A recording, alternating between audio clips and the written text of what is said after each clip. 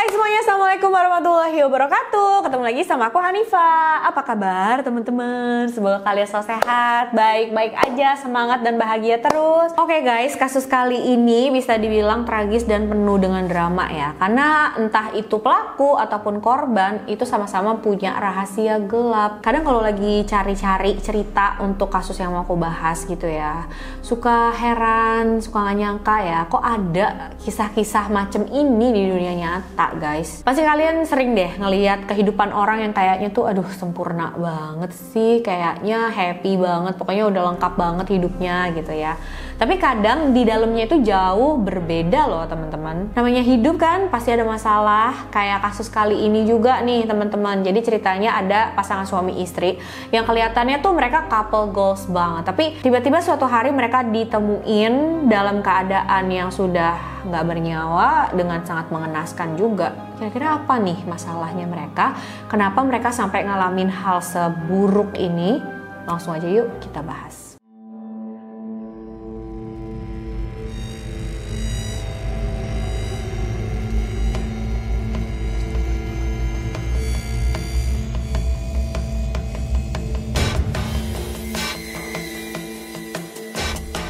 Kasus hari ini tentang pasangan suami istri yang bernama Joe dan Olga Connell. Mereka tinggal di sebuah kondominium yang besar dan mewah di area Wilmington, Delaware, Amerika Serikat. Pertama kali mereka ketemu itu di situs kencan online. Mereka kenalan, mulai ngobrol. Pertama ya berhubungan lewat online aja, tapi mereka akhirnya ketemuan secara langsung, semakin dekat sampai hubungan mereka tuh semakin serius. Menurut teman-teman dekat dan juga keluarganya Joe dan Olga, mereka ini adalah pasangan yang sangat serasi gitu ya dilihatnya, karena sama-sama good looking, mereka kelihatan saling mencintai, saling menyayangi. Joe juga memperlakukan Olga dengan sangat baik, dia mengagumi Olga banget, dia memperlakukan Olga seperti ratu gitu ya. Mereka ini juga pasangan yang makmur banget guys, karena Joe ini adalah seorang pengusaha, dia punya toko reparasi mobil yang cukup sukses di sana, jadi memang penghasilan per bulannya itu lumayan. Gak heran pas mereka udah deket banget, udah jadi sepasang kekasih, mereka itu sering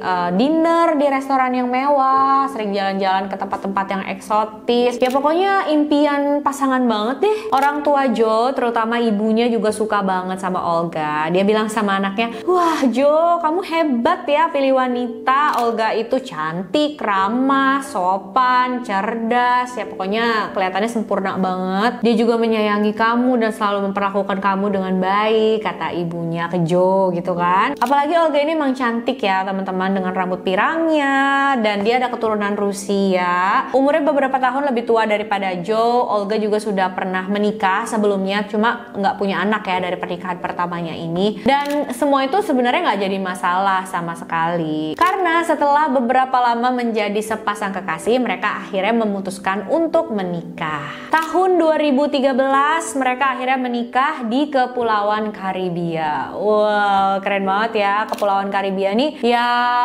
apa sih, daerah pantai pulau-pulau yang cantik banget deh tentunya teman-teman. Mereka juga setelah menikah menikmati honeymoon dulu di sana. Semuanya berjalan dengan lancar, tapi yang mereka nggak tahu kalau itu adalah liburan terakhir mereka guys. Nah setelah selesai honeymoon, mereka balik lagi ke Amerika, tinggal bareng di kondominium yang aku bilang tadi, yang besar mewah di area Wilmington, Delaware. Olga yang sebelumnya berdagang saham, dia mulai bantu usaha suaminya nih teman-teman. Jadi Olga stay di toko reparasi mobil itu, dan dia menghandle tamu yang datang untuk reparasi. Jadi misal tamu datang ke sana ya, pertama kali mereka disambut sama Olga ini guys, seorang wanita cantik dengan rambut pirangnya, ramah, cerdas.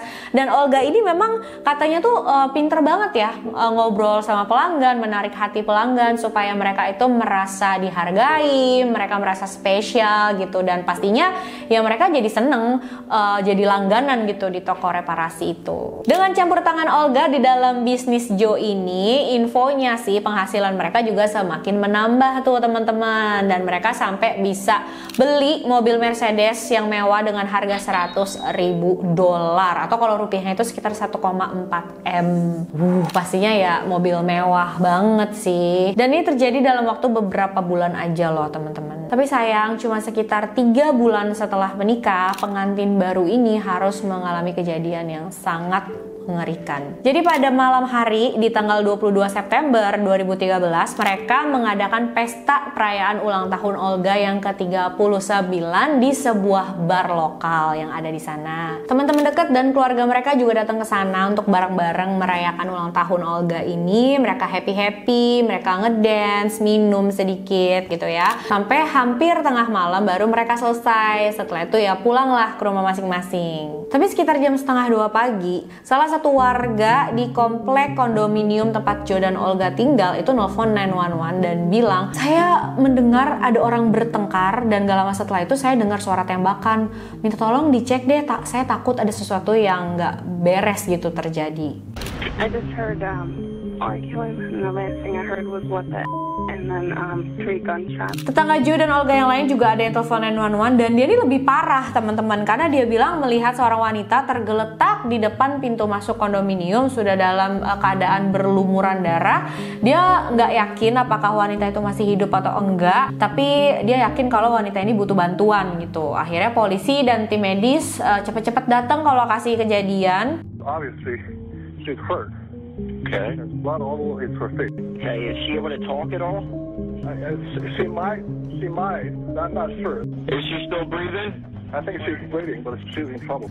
Okay, we're almost there. I just want you to keep her comfortable and just make sure she's still breathing, okay? Dan kalian tahu gak sih, ternyata korban wanita yang tergeletak di depan pintu masuk kondominium itu adalah Olga. Ada luka tembakan di bagian kepalanya dan pada saat para medis datang, dia masih dalam keadaan hidup walaupun memang sudah kritis gitu ya teman-teman. Cuma ya dia udah gak bisa ngomong apa-apa, kayak hampir-hampir gak sadar juga sih. Olga pun cepat-cepat dibawa ke rumah sakit. Sementara petugas polisi yang masih ada di tempat kejadian, mereka menemukan satu hal lagi yang lebih mengejutkan teman-teman. Ternyata ada korban lain juga. Di kebun depan kondo mereka menemukan korban lain lagi. Seorang pria yang sudah dalam keadaan meninggal, saat itu posisinya menghadap ke bawah, sudah berlumuran darah, ada luka tembakan di bagian kepala dan badannya. Dan korban kedua ini adalah Joe, teman-teman. Tim investigasi saat itu berharap banget kalau Olga di rumah sakit itu bisa selamat, jadi dia bisa ceritain apa sih yang sebenarnya terjadi, pelakunya siapa gitu kan. Tapi sayangnya setelah datang ke rumah sakit, di rumah sakit itu Olga dinyatakan meninggal dunia. Pastinya keluarga Joe dan Olga sedih dan terpukul banget saat itu teman-teman. Mereka tuh ya penasaran, pengen tahu gitu loh, apa sih yang sebenarnya terjadi sama mereka, kenapa sih ada orang yang mau melakukan hal kayak gini ke mereka. Dan itu juga yang dicari tahu oleh tim investigasi ya teman-teman. Dari bukti-bukti yang ada di tempat kejadian, tim investigasi bisa yakin kalau Joe dan Olga ini diserang oleh 2 orang pelaku bersenjata. Karena di tempat kejadian itu ditemukan 2 jenis selongsong peluru yang berbeda, dan itu berarti berasal dari senjata yang berbeda nih teman-teman. Kalau misalkan pelakunya cuma 1 orang, terus dia bawa 2 senjata gitu ya di tangan kanan dan kirinya, bisa aja sih, tapi kemungkinannya kecil gitu. Lebih masuk akal kalau pelakunya memang ada 2 orang, masing-masing bawa senjata. Dan tim investigasi juga yakin kalau 2 pelaku ini memang sudah menunggu Joe dan Olga pulang di depan kondominium mereka itu teman-teman. Jadi parkiran mobil Joe dan Olga itu letaknya beberapa meter dari kondominiumnya. Pas pulang dari perayaan ulang tahun itu, tim investigasi yakin kalau Joe dan Olga taruh mobil dulu nih di parkiran. Habis itu mereka jalan mau masuk ke dalam kondominium mereka. Tapi pas di pintu masuk itu udah dicegat duluan sama 2 orang pelaku ini dan diseranglah mereka di sana. Dan sayangnya banget nih teman-teman, di area kondominium itu nggak ada CCTV sama sekali. Udah gitu keadaannya gelap. Jadi memang itu tempat yang pas banget deh buat pelaku ngumpet. Awalnya pasti ini semua kelihatan kayak perampokan yang berjalan buruk gitu ya guys. Cuma tim investigasi ini sadar, loh kok kalau memang pelakunya berniat ngerampok, barang-barang berharganya Joe dan Olga tuh nggak ada yang diambil sama mereka teman-teman. Bahkan saat itu Joe masih pakai jam yang mewah, yang mahal, nggak diambil sama sekali. Di dalam dompetnya Joe itu ada uang ratusan dolar, nggak diambil juga guys. Dan Olga juga pakai cincin berlian yang lumayan besar, itu juga masih ada di jarinya, nggak diambil sama pelaku. Jadi saat itu mereka yakin kalau perampokan bukanlah motif pelaku. Mulai deh nih tim investigasi ini menyelidiki lebih dalam lagi kehidupannya Joe dan Olga. Apakah ada orang di dalam hidup mereka yang bermasalah dengan mereka sampai mau menghabisi seperti ini? Dari penyelidikan itu mereka dapat beberapa informasi. Yang pertama, rumornya Joe ini terlibat sama mafia Rusia. Nah, mentang-mentang istrinya dari Rusia mungkin ya, jadi ada rumor kayak begini. Cuma setelah dilakukan penyelidikan lagi sama polisi, mereka nggak menemukan apapun petunjuk ataupun bukti yang bisa mendukung rumor tersebut. Jadi ya dinyatakan itu cuma sekedar rumor aja. Kedua, mereka periksa mantan suami Olga. Karena nggak jarang kan ya, kecemburuan itu menjadi motif pembunuhan, teman-teman. Mereka lakukan pemeriksaan secara detail sama mantan suaminya Olga ini, diinterogasi juga dia. Tapi setelah sekian banyak penyelidikan, sekian banyak interogasi yang dilakukan, dan ngecek alibinya dia juga, polisi bisa memastikan kalau oh dia bukan pelakunya, alibinya terverifikasi guys. Jadi ya udah dicoret deh dia dari daftar tersangka. Nah, orang selanjutnya yang mereka curigai sebagai pelaku adalah anggota keluarga Joe sendiri, yaitu adik perempuannya yang bernama Kelly. Bahkan keluarga dan teman dekat juga berpikir kalau Kelly ini bisa jadi pelakunya. Ibunya Joe sendiri bilang sama polisi dia curiga gitu sama Kelly. Kenapa? Karena ternyata Joe dan Kelly ini sempat ada perselisihan masalah cincin berlian. Jadi nih teman-teman, kabarnya Joe itu di keluarga adalah anak kesayangan ibunya.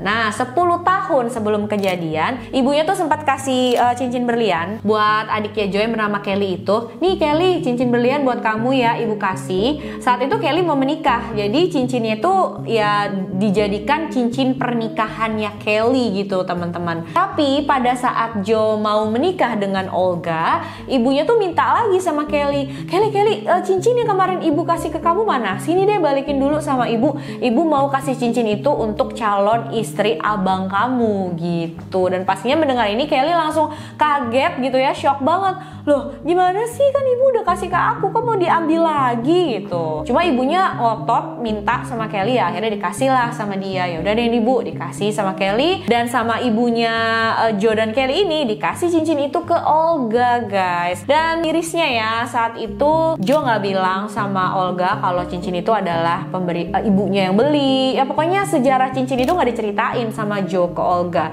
Dia bilangnya, ini Olga, aku yang beli loh cincinnya gitu. Dan menurut aku ya, memang kayaknya kalau emang cincin ini dikasih ke calon istrinya Joe karena itu adalah cincin turun-temurun, warisan turun-temurun gitu, masih bisa dimaklumi ya teman-teman. Tapi ternyata Joe kasih cincin ini ke Olga tanpa ngomong yang sebenarnya, bilangnya itu dia yang beli. Dan menurut aku itu agak aneh sih. Kelly marah banget sama abangnya. Dia bilang, kamu kan tahu itu cincin pernikahan aku yang dikasih sama ibu. Kok bisa-bisanya sih kamu terima aja gitu pas dikasih sama ibu. Nah, setelah Joe dan Olga menikah, cincin itu sama Joe dibalikin lagi ke adiknya. Nih Kelly nih cincinnya udah deh buat kamu aja. Aku mah gampang, ntar Olga aku beliin lagi aja yang baru gitu, Joe bilang. Wah, seneng banget nih Kelly. Dia ngerasa wah abangnya perhatian dan baik banget sama dia. Pokoknya happy banget deh. Tapi pas dia bawa itu ke toko perhiasan, ternyata orang tokonya bilang, maaf ya bu, ini bukan berlian, ini cuma batu imitasi aja. Ternyata batu berliannya itu diambil sama Joe, diganti sama batu berlian-berlianan gitu yang imitasi guys. Wah gila banget kan.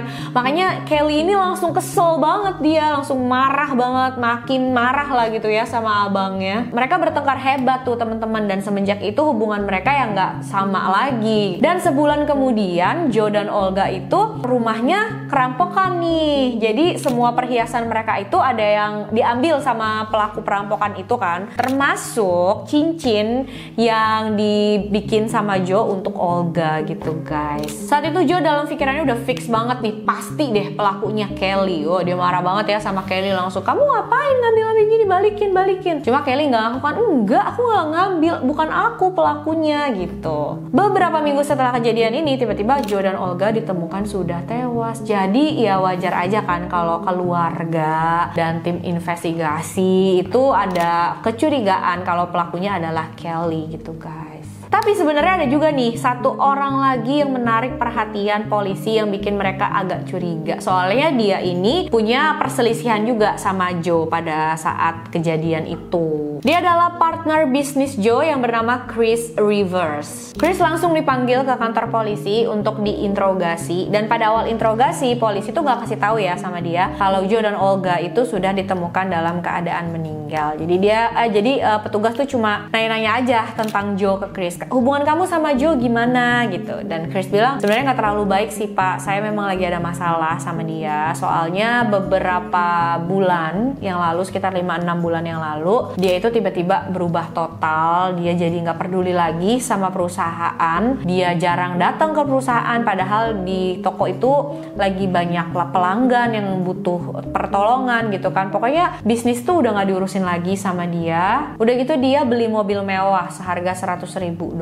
Dan Chris bilang menurut saya sih dia nggak mungkin Pak dapat uang sebanyak itu dari bisnis yang kami jalani. Nggak mungkin banget, nggak sampai sebanyak itulah uang kami tuh. Terus polisi tanya lagi dong ya, terus menurut kamu dia dapat uang dari mana? Dan saat itulah Chris ceritain semua aib partner bisnisnya ini, semua aibnya Joe, teman-teman. Dia bilang Joe ketagihan pakai steroid dan Joe juga melakukan jual beli steroid tersebut di toko mereka. Saya sering Pak pergokin dia lagi transaksi jual beli steroid di belakang toko, dan saya udah tegur dia. Saya bilang, kamu janganlah ngelakuin transaksi kayak gini di toko. Nanti kalau toko kita bermasalah, ditutup cuma gara-gara kamu kayak begini, gimana? Tapi dia nggak ngerti kalau saya bilangin Pak. Setelah diselidiki sama tim investigasi, ternyata apa yang dibilang sama Chris tentang Joe yang melakukan jual beli steroid ini bener, teman-teman. Bukan cuma itu aja, Joe juga ternyata pernah dipenjara selama 7 tahun karena dia menodongkan pistol ke petugas polisi pada saat dia berkelahi di sebuah bar. Terus polisi juga tanyakan sama Chris tentang perselisihan antara Joe dan adiknya Kelly. Nah, jawabannya Chris gimana? Dia bilang, iya Pak, saya tahu tentang masalah itu, tapi saya cuma tahu ya mereka berselisih tentang cincin berlian, detailnya kayak gimana saya nggak tahu. Dan Chris juga bilang gini, emang keluarga mereka itu selalu berselisih Pak, nggak pernah tenang, selalu aja berdebat tentang uang dan tentang hal-hal lain juga. Terus kamu di mana pada tanggal 22 September gitu. Nah, Chris bilang, saya menghadiri ulang tahunnya Joe dan Olga. Setelah itu saya pulang ke rumah. Saya stay di rumah sama pacar sampai pagi. Dan alibi Chris ini bisa diverifikasi, teman-teman, karena pada saat petugas tanya ke pacarnya bilang, iya bener Pak, dia semalaman ada sama saya. Terus CCTV yang ada di rumahnya Chris juga menunjukkan seperti itu. Dia pulang ke rumah sekitar jam 11-an. Habis itu udah dia nggak keluar-keluar lagi. Dia pada saat kejadian pada Olga dan juga Joe, ya dia ada di dalam rumah. Tapi sebenarnya walaupun saat itu alibinya Chris ini udah kuat banget ya teman-teman, petugas polisi itu masih tetap ada kecurigaan gitu loh sama Chris. Karena kan mereka ini udah sering nih berhadapan sama kriminal-kriminal, pelaku kejahatan, dan mereka merasa entah gimana Chris ini pasti deh terlibat sama kematiannya Joe dan Olga. Ada sesuatu gitu yang dirahasiain kelihatan lah dari wajahnya pada saat diinterogasi itu. Makanya tim investigasi saat itu sempat berpikir kalau Chris punya partner in crime, atau kayak ya orang yang dia suruh untuk melakukan kejahatan ya supaya dia nggak mengotori tangannya sendiri gitu. Tapi saat itu tim investigasi emang nggak punya bukti apa-apa. Cuma aneh aja deh, waktu diinterogasi itu Chris kan nggak dikasih tahu sama polisi sama sekali ya kalau Joe dan Olga itu ditemukan meninggal.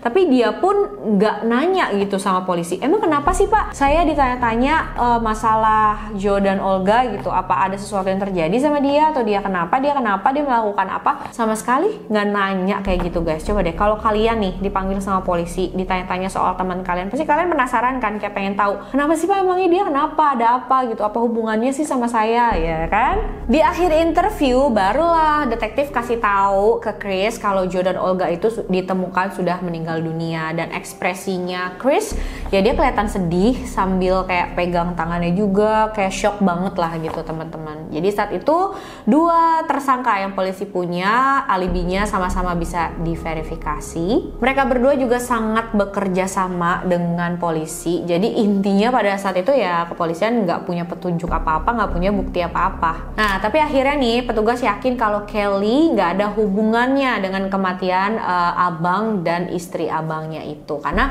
ternyata beberapa minggu sebelum kejadian Kelly itu menjalani operasi yang lumayan besar teman-teman. Jadi nggak mungkin mungkin ya dengan keadaan fisiknya seperti itu dia bisa melakukan pembunuhan yang seperti ini ke Joe dan Olga. Berarti tinggal Chris River aja nih teman-teman. Akhirnya polisi mengeluarkan surat izin penggeledahan ke toko reparasi mobil milik dia tuh sama Joe tadi. Diperiksa ya di dalam, dan di dalam sana ternyata polisi menemukan steroid milik Chris. Guys, dan itu dalam jumlah yang banyak.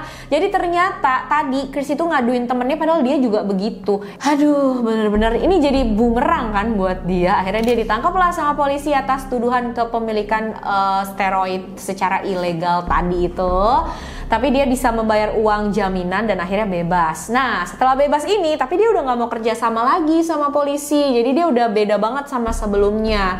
Karena mungkin dia udah didampingin pengacara, terus pengacaranya bilang udah jangan mau lagi ngomong apa-apa sama polisi gitu kan. Jadi ya udah gak kerja sama lagi deh tuh. Dan Chris ini malahan melakukan interview dengan salah satu media. Dan interview ini ditampilkan di TV, teman-teman. Dan kalian tahu gak sih apa yang dibilang sama Chris pada saat interview dengan media itu dengan apa yang dibilang sama petugas polisi itu beda banget. Sebelumnya Chris bilang kan sama petugas polisi kalau hubungan dia dengan Joe itu lagi nggak baik karena mereka memang ada perselisihan lah. Pokoknya segala macam kejelekannya Joe itu dibilang kan sama dia gitu. Pokoknya ya kelihatan nggak baik lah hubungannya. Tapi pada saat interview dengan media itu Chris ngomong seolah-olah dia sama Joe hubungannya tuh baik-baik aja. Bahkan mereka itu adalah sahabat yang deket banget, teman deket banget gitu. Dan betapa dia menyayangi Joe, betapa dia sedih pas Joe mengalami hal kayak begini. Ya gitu deh guys, kan beda banget ya. Dari sini kecurigaan tim investigasi jadi makin besar lagi. Digali lah lebih dalam lagi tuh kehidupannya Chris. Dan apa yang mereka temuin ternyata benar-benar bikin kaget. Chris ini adalah seorang pecandu guys. Dia mengkonsumsi obat penghilang rasa sakit dan juga kokain. Dan karena kecanduannya ini semakin gak terkendali, akhirnya keuangannya juga hancur gitu kan. Uangnya dibeliin buat obat-obatan terlarang semua, sampai dia tuh utangnya banyak. Dia juga mulai paranoid, sering ngomong yang enggak-enggak gitu ya sama orang-orang di dekatnya. Dan yang terakhir, saat polisi periksa HP-nya Chris, mereka berhasil mengembalikan pesan-pesan yang sudah dihapuskan sama Chris. Dan ternyata di malam kejadian itu Chris kirim-kiriman pesan dan juga telepon-teleponan sama Joe dan sama seorang kriminal yang bernama Joshua Bay. Dicek juga lah sama polisi HP milik Joshua Bay ini, dan ternyata di malam kejadian Joshua ini juga telepon-teleponan, kirim-kiriman pesan sama dua orang kriminal yang lain, yaitu Aaron Thompson dan Dominic Benson. Joshua Bay mencapai kesepakatan dengan tim investigasi. Jadi tim investigasi bilang sama Joshua udah deh kamu ceritain aja semua yang sebenar-benarnya, nanti hukuman kamu bakal kita ringanin. Joshua setuju dan diceritain lah semuanya sama dia. Joshua bilang Chris nyamperin dia terus nawarin, kamu mau nggak uang $60.000? Kamu habisin deh tuh partner bisnis aku sama istrinya juga. Kalau kamu berhasil, $60.000 jadi milik kamu. Joshua mau, tapi dia nggak ngelakuin pembunuhan itu dengan tangannya sendiri. Dia menyuruh dua orang kriminal tadi itu guys. Dan motifnya Chris menghabisi Joe yang katanya adalah sahabat karibnya sendiri itu apa sih? Ya apalagi kalau bukan uang teman-teman. Jadi Chris ini kan memang lagi butuh banget uang, ditambah pikirannya dia tuh emang udah gak sehat karena kecanduan obat-obatan terlarang gitu ya. Jadi yang di dalam pikirannya cuma gimana nih caranya dapat uang yang cukup untuk melunasi hutang-hutangnya. Nah Chris ingat ada asuransi jiwa milik Joe yang mereka buat pada saat membangun bisnis bersama itu guys. Asuransi jiwa Joe sebesar $1 juta, dan kalau misalkan Joe udah nggak ada, uang asuransinya itu bakal jatuh ke istrinya. Tapi kalau istrinya juga nggak ada, ya uang itu bakal jatuh ke partner bisnisnya, yaitu Chris. Jadi ya itulah di dalam pikirannya Chris, ya udah deh habisin aja tuh dua-duanya, si Joe sama istrinya. Jadi uang itu bisa buat dia. Jahat banget ya teman-teman, parah sih ini. Chris River dan komplotannya ditangkap dan dinyatakan bersalah atas semua tuduhan. Chris Rivers diberikan hukuman selama seumur hidup di penjara plus 50 tahun penjara karena menjadi otak dari pembunuhan ini. Joshua B diberikan hukuman 5 tahun penjara karena tuduhan berkonspirasi untuk melakukan pembunuhan. Aaron Thompson diberikan hukuman seumur hidup juga karena dia dipercaya yang menarik pelatuk senjata dan akhirnya membunuh Joe dan Olga. Sementara Dominic Benson diberikan hukuman 5 tahun penjara. Jadi ya ternyata adik perempuan Joe yang bernama Kelly tadi tuh nggak ada hubungannya sama sekali dengan kematian abang dan kakak iparnya ya teman-teman. Dan Kelly bilang apapun yang terjadi di antara aku sama Joe, dia tetap abangku dan aku tetap menyayangi dia. Aku juga menyayangi Olga. Dia adalah wanita yang cantik, baik, ramah. Kami sangat kehilangan mereka katanya. Kasian banget ya teman-teman. Joe dan Olga adalah pasangan yang baru menikah, pengen membangun keluarga yang benar, yang baik. Tapi semua impian mereka ini harus hancur, kehidupan mereka tuh harus berhenti cuma karena orang yang serakah dan maruk banget kayak si Chris Rivers ini guys. Kalau menurut kalian gimana teman-teman? Jangan lupa komen ya apa pendapat kalian, aku pengen banget dengar. Makasih udah nonton videonya sampai akhir. Jangan lupa like, subscribe, dan follow IG aku juga ya, Hanifah Story 92. Kalian bisa request kisah-kisah juga di sana. Sampai jumpa di video selanjutnya teman-teman. Bye-bye.